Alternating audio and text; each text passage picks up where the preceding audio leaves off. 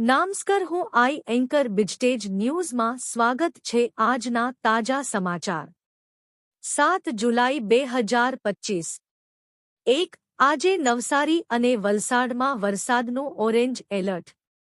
પૂર્ણા નદી ભયજનક સપાટીથી 3 ફૂટ ઉપર. પૂરને પગલે નવસારીની સ્કૂલોમાં રજા. કચ્છમાં રાતભર વરસાદની ધબડાટી. 2 પહેલગામ હુમલાની નિંદા કરી.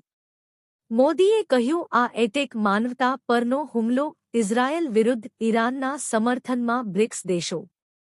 3 ભારતને 9 જગ્યાએથી ઘેરી રહ્યું છે ચીન. ભારતે કેવી રીતે ઊંધી જાળ ગૂંથી. હિન્દ મહાસાગરમાં પ્રભુત્વ માટે કેમ રેસ ચાલી રહી છે. 4 ભારતની બર્મિંગહામ ટેસ્ટ જીત પાછળ 5 ફેક્ટર્સ. કેપ્ટન શુભમને 92 ઓવર સુધી બેટિંગ કરી.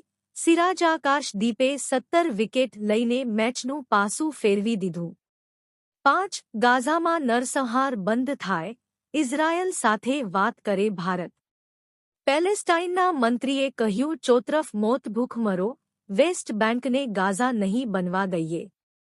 6 કર્ણાટકના આગામી સીએમ કોણ? શિવકુમાર કે બીજું કોઈ? 2.5 વર્ષના ફોર્મ્યુલા પર ખેંચતાણ. દીકરાને સીએમ બનાવવાનો શું છે ખડગેનો માસ્ટર પ્લાન?